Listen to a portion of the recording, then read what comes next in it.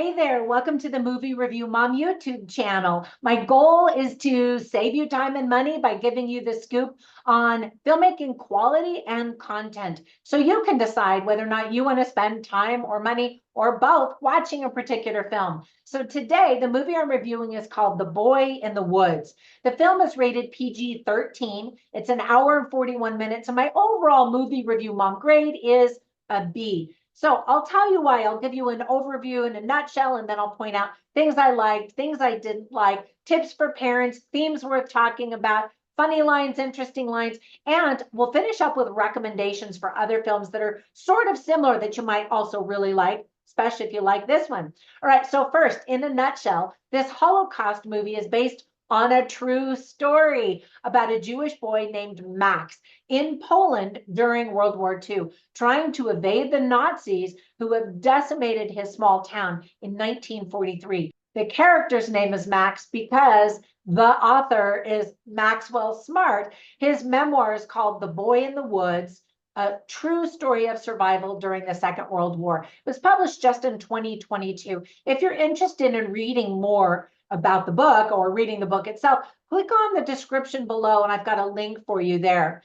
The film was written and directed by Rebecca Snow in her directorial debut. So congratulations to her. She met Maxwell Smart while making the documentary Chasing Hitler. She definitely is interested in World War II. And I am too, which is why I always watch these movies as soon as I learn about them.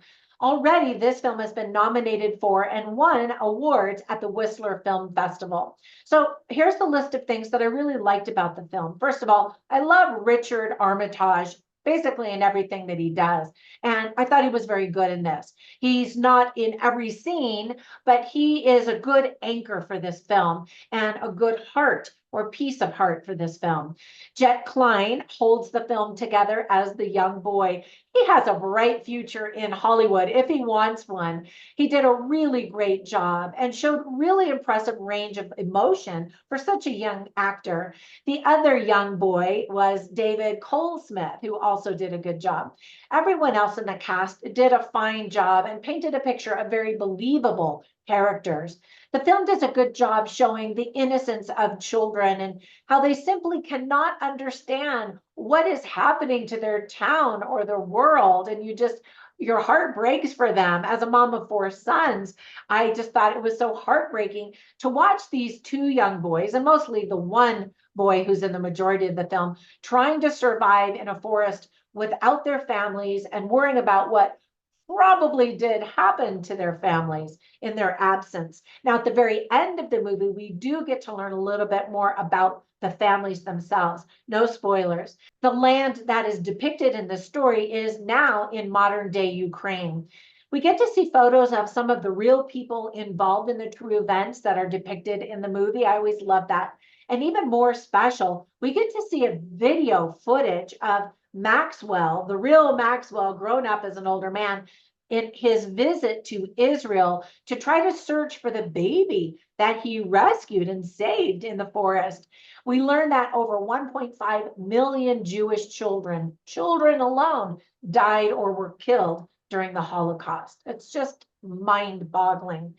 Thankfully, most of the violence is off screen. We don't really have to see all of the horrors to understand the brutality that's happening outside the forest.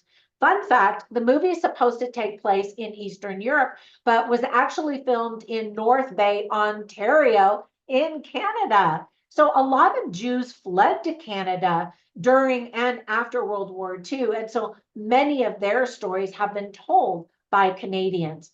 So with the list of things that I didn't like, the list is much smaller. First of all, while the story is true and inspiring, it's also getting lost in a sea of other films that are very similar. The film looks fairly low budget and is very simple. However, the look of it to me looked believable for the time period. After spending almost a year living in the woods, the boys did seem, however, pretty well fed and clean considering. And again, as a mother of four boys, it doesn't take much for them to be just covered in dirt and filthy and their clothes torn and shredded and all of that.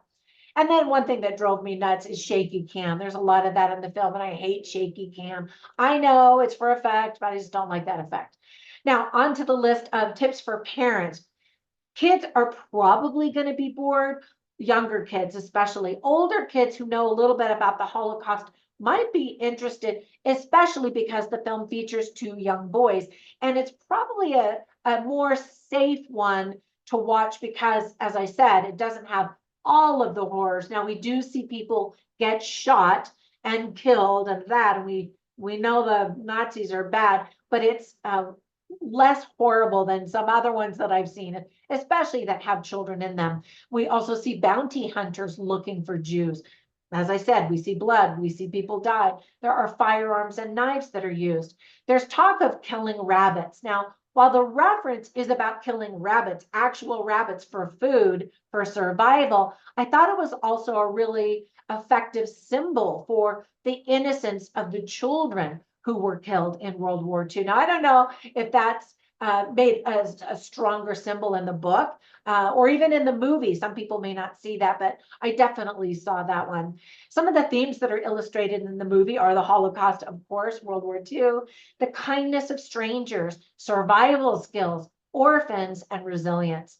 So I always write down funny lines and interesting lines simply to share them with you so you can get a taste for the dialogue and the script writing quality. So when I went back to look at my notes, I realized I did not write down any funny lines. There were none, at least none that I heard or made me laugh. The movie is a very serious drama. However, I did write down a bunch of interesting lines, and you can see all of them on my written review at moviereviewmom.com. But I thought one that was really poignant and heartbreaking was when Max, as the young boy, again played by Jet Klein, yells to heaven, really. He says, "Why did you make me Jewish? What did I do to you?" And I was just like, oh, ouch, that's so sad. And there's more to that layering of that idea in the film.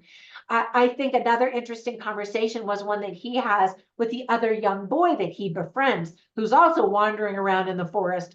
And the young boy says something about him being Jewish because he's Jewish, obviously. And he says, "I'm thinking about becoming Christian because the Christian God protects his people." And again, I was like, oh, ouch, that's so sad. Now, a sweet thing that Maxwell says to this friend is, he says, quote, "I used to think that God abandoned me, but now I think maybe he sent me you," end quote. And I was like, oh, I mean, Holocaust movies are powerful, and I just thought some of those lines were really powerful.